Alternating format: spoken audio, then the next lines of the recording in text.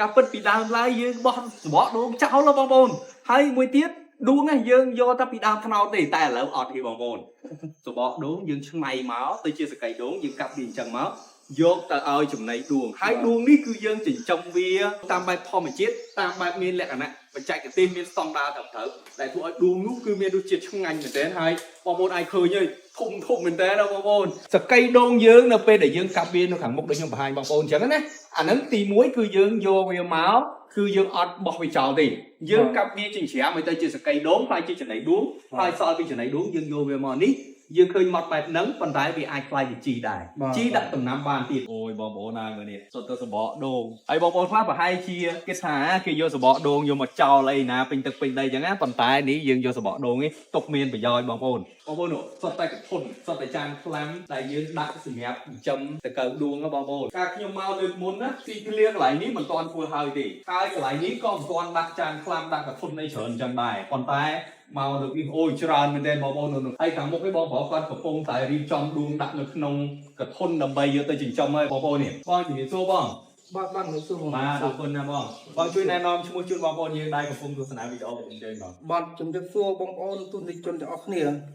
បាទខ្ញុំឈ្មោះឆយវិឆ័យរស់នៅស្រុកលំដាយខេត្តកណ្ដាលប៉ុន្តែបច្ចុប្បន្ននេះខ្ញុំនៅកំពង់ស្ពឺហើយបងនេះយកទៅដាក់នេះដាក់នៅក្នុងកធន់នេះដើម្បីកាច់សបុកបងកាច់សបុកឲ្យវាខ្លាយជាមេបាដួងខ្លាយជាកញ្ចែដួងនេះប្រហែលថ្ងៃទេបងបាទអានេះអាយុវា50ថ្ងៃទៅ55ថ្ងៃបងអានេះញីឬក៏ឈ្មោះបងអានេះអត់តន់ដឹងទេបងអានេះយើងដាក់បង្កាត់នេះព្រោះត្រាដែលវាញាស់ទៅជាមេបាកញ្ចែបានយើងដឹងថាញីឈ្មោះអូអញ្ចឹងមានន័យថា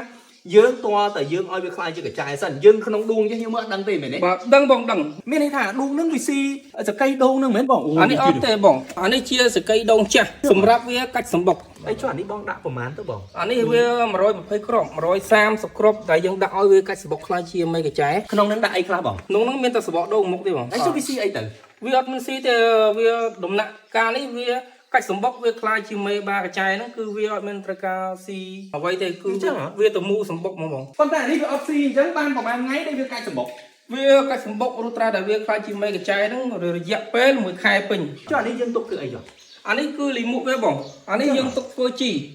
បានទៀតបាទធ្វើជីបានជីអីទៅអានឹងដាក់ដំណាំគ្រប់មុខបងសកៃដូងយើងនៅពេលដែលយើងកាប់វានៅខាងមុខដូចខ្ញុំបង្ហាញបងប្អូនអញ្ចឹងណាអានឹងទី1គឺយើងយកវាមកគឺយើងអត់បោះវាចោលទេយើងកាប់វាចិញ្ច្រាំឲ្យទៅជាសកៃដូងហើយជាចំណីដួងហើយសល់ពីចំណីដួងយើងយកវាមកនេះយើងឃើញមកបែបហ្នឹងប៉ុន្តែវាអាចខ្លាយជាជីដែរជីដាក់ដំណាំបានទៀតបាទវ៉ាវសាហាវមែនតើអញ្ចឹងមានថាយើងប្រើអស់លទ្ធភាពតែម្ដងបាទប្រើអស់លេងបងជាទូទៅដួងនេះយើងប្រើតែសកៃដូងឬយើងប្រើអីទៀតយើងប្រើកទក់ចំណីករងូ EM និងសបកដូងនិងកាត់ដំឡូងហ្នឹងបងចុះមកជានេះស្អីគេបងគេហៅថាថៃចំណីកូនដួងដែលយើងរើសចេញមកពីចំណីចាស់វាណាចំណីចាស់កាលណាដែលយើងរើសកូនដួងអស់ចេញអស់ហើយវាខ្លាចជាលីមួយយកវាទៅចាក់មកកន្លែងដើម្បីឲ្យសម្ងួតវាបាទសម្ងួតវាហើយបានយើងយកទៅធ្វើជីបានបងអស់ពីចំណីចាស់យើងចូលចំណីថ្មីនេះបាទចំណីថ្មីនេះយើងដាក់វាហ្នឹងរយៈពេល1អាទិត្យទៅ10ថ្ងៃវាស៊ីអស់យើងដូរវាថែមវគ្គលាងពោះចុះអានេះគឺវគ្គដែលយើងបង្កាត់លើកទី1អញ្ចឹងយើងបង្កាត់នឹងមានអីយើងមានដាក់ចេកអានេះជាកាត់ដំឡូងទាំងអស់ហ្នឹងវាមាន3ស្រទាប់កទក់ចំណីយើងសបល់គ្នាជាមួយស្កររងូ EM កញ្ចែយើងរយៈពេលប្រហែលថ្ងៃដែលយើងដាក់នៅនេះបង1អាទិត្យទៅ10ថ្ងៃបងយើងរើសមេបាចេញបង្កាត់កធុនផ្សេងទៀតពេលវាគ្រប់អាយុ20ថ្ងៃដែលថែមចំណី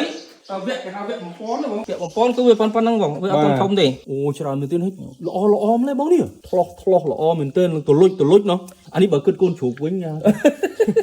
កូនជ្រូកវិញអាហ្នឹងគេហៅកូនជ្រូកវាធាត់វា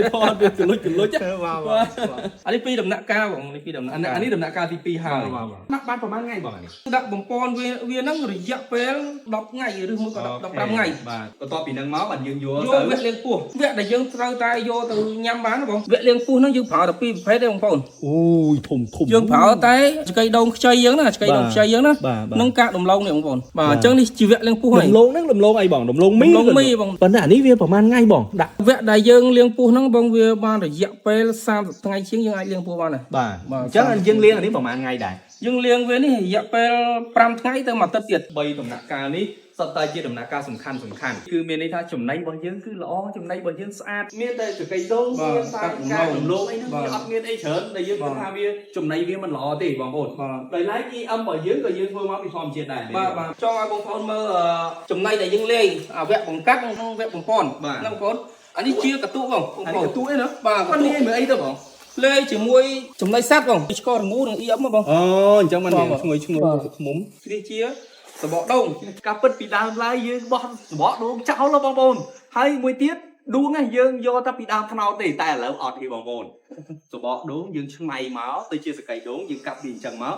យកទៅឲ្យចំណីដួងហើយដួងនេះគឺយើងចិញ្ចឹមវាតាមបែបធម្មជាតិតាមបែបមានលក្ខណៈបច្ចេកទេសមានស្តង់ដារត្រឹមត្រូវដែលធ្វើឲ្យដួងនោះគឺមានរសជាតិឆ្ងាញ់មែនទែនហើយបងប្អូនអាចឃើញហើយធំមែនទែនណាបងប្អូន